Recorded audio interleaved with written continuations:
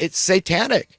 It's satanic. Satan has literally taken over America at the hands of people like Barack Obama and Slick Willie and Baby Bush. Do you understand? I mean, and we got Trump in there. I mean, thank God, an anti-establishmentarian that's hated from the Pope on down to your next door neighbor. I mean, God Almighty, we are in so much trouble, folks. I don't know how to convey it enough. I just cannot be overly excited and anxious to get that information across to people, and let it empower you to go out and speak your mind and see your need for free speech, the necessity, the imperative of free speech as not even a right. That's secondary to it being a responsibility, a duty, an obligation, okay, that we've got to exercise. You've got to let people know, warn them of the coming wrath of the Lord. Tell them, look through God's eyes at history and what God's had to witness through the ages. All these dubious wars that were involved, these horrors, these nightmares. This is all caused, it's all driven by the money masters of misery, the top money-loving class, the money-printing class, this hereditary aristocracy that's just been handed down. The mentality, the caliber is the same, okay, and a lot of the bloodlines remain the same, and they're elitist to the nth degree, and they're evil, and their master is satanic, whether they know it or not, okay, because as a metaphor, as an allegory, this is it. These people are evil. They're insane people. They're not intelligent people. Intelligent people believe that there is a God and that we should want to be accountable to, okay, and that we're going to be held accountable to, okay, and anybody that doesn't believe, I mean, they're out there, man, in the darkness, in the abyss. They're going to a different place.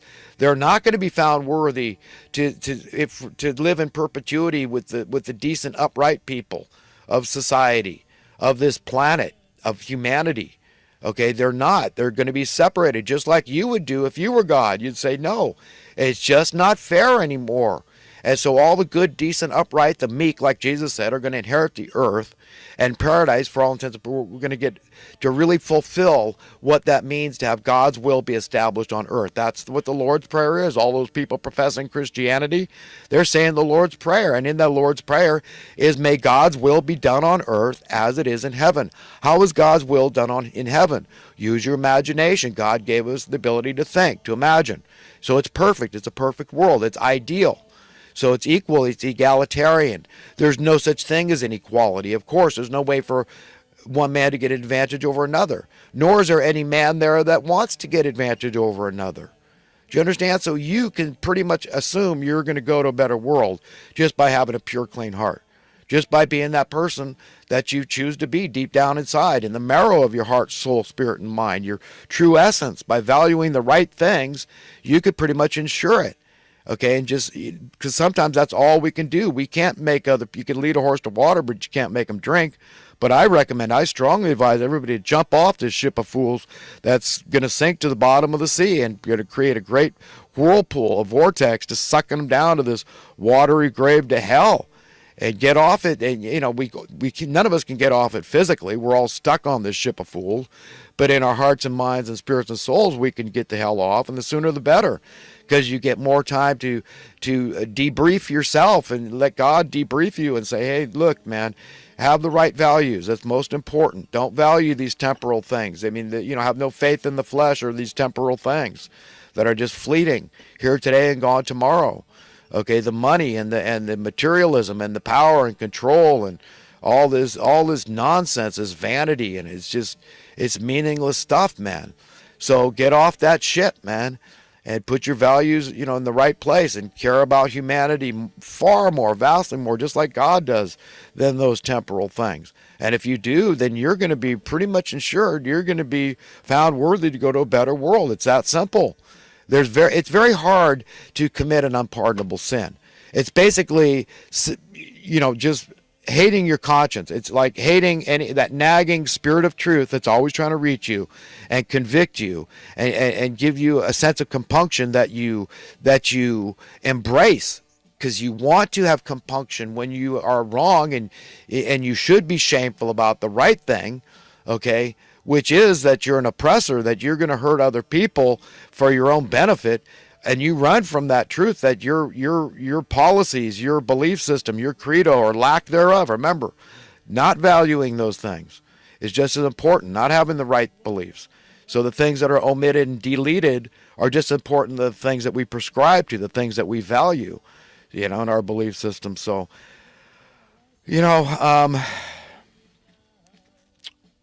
we've got to be on the right track. And if we are on the right track, then God will bless us, okay? We're going to feel peace of mind, okay? We're going to feel a sense of safety and security. We're going to get off that ship, and we're going to have time to cultivate this little window of time we've got to really be the person we want to be, not superficially, topically, but deep down inside.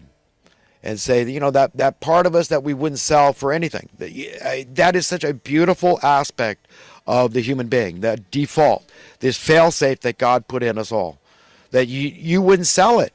I mean, yeah, we hear these horrible things people do all the time, but you know what? I mean, a normal, healthy person, at least even trying to be, that's doing their level best and prays, daily and talks things over with their maker. Hey, you know what? I mean, help me out here. You'll get the help. He loves us unconditionally. I mean, he loves evil people. He lets the rain and sun shine on the just and the unjust. I mean, bad things happen to good and bad people. The Tower of Siloam analogy. Do you suppose they were worse sinners than you? No, we're all sinners, but we all don't have to be wicked. We have a propensity, though. That's why I say we have, to make a deliberate attempt not to be evil, not to be wicked and unclean and impure in our hearts and not even know it. See, this is it. It's happening on a semi-conscious basis is what happens. And that's why it takes over so many people. So they got this demon possession that's taken over them, and they're just, in the back of their mind, some little tiny voice that says, yes, it's true. I mean, it really is like that, and it's very powerful, and, you're going down the wrong path here. But they're not strong enough. They don't ever take that opportunity, because that's all we need. Like Jesus said, you need a mustard seed of faith, a very tiny amount, a modicum, a scintilla, an iota of faith, in order to just say, that's it, man. I'm done. That demon had 99.9% of me taken over, but there was enough of reality left in me that I could turn to, that God gave me, that I could cling to and embrace, and that could pull me out of this darkness into the light. Because at that point, I had hit my bottom, and I didn't care if I lived or died anymore. And that's a point a lot of people have to reach. You hear that people reaching that in drug addiction. That I can't do it anymore. I'm never going to do another toxic drug again. And so they quit cold turkey, man, and they never go back. And that demon that had possessed them and that was manipulating their thinking and their attitude, their mood and their mind and their psychology and their spirit, everything about them, their essence, their personality and character, all these aspects, is suddenly gone, and they're like a new person. So that's the grace of God manifest, and that everybody has that ability to turn to that. So nobody should be condemned. Nobody should be judged to that point. That's why Jesus said, with the measure we judge others, we too shall be judged. I mean, God is so much better than we can imagine. We could spend every waking moment trying to imagine how good God is and never fully comprehend it. It's just that good, and it'd be a life well spent. But God is super good. I mean, it's so beautiful when we think of how vengeful our hearts are. And we think, we feel self-righteous. And yeah, I feel the same way. I mean, I'm just as human as anybody else. I watch, true crime file. Good God, that guy got what he deserved. I mean, that's just desserts. And, he was shot dead, and, he killed all these people. And, that's good. I'm glad. Or he got capital punishment. Yeah, and I vengeance. And, I too, even though I'm a pacifist and I don't even believe in capital punishment, but believe me, there's a part of me that I can easily tap into that says that's it, eye for an eye and tooth for tooth, and that was justice. I'm just as human as everybody else. So I've got to reach to God to be all that I can be, and to say there's got to be more. If God said, look, I wish to save to the uttermost, that all heaven delights more in one evil person repenting than 99 righteous people that don't need to. Okay, go figure that out. I mean, chew on that, ruminate on that. Put that in your pipe and smoke it. You love your enemies, Jesus said. So he likes to forgive debt. I mean, I don't understand that. I just, to that degree that he really enjoys it because he owns everything. I guess it does make sense. But the debt we're talking about is people that have lived in debauchery and evil. I mean, evil people. You understand? If they repent and they turn and they take their positions of power in this world and they turn into good, decent, upright people that say, you know what, now I'm working for humanity. Now I'm working for God. Now I'm really working for myself and my family. And I chucked 99.99% of who I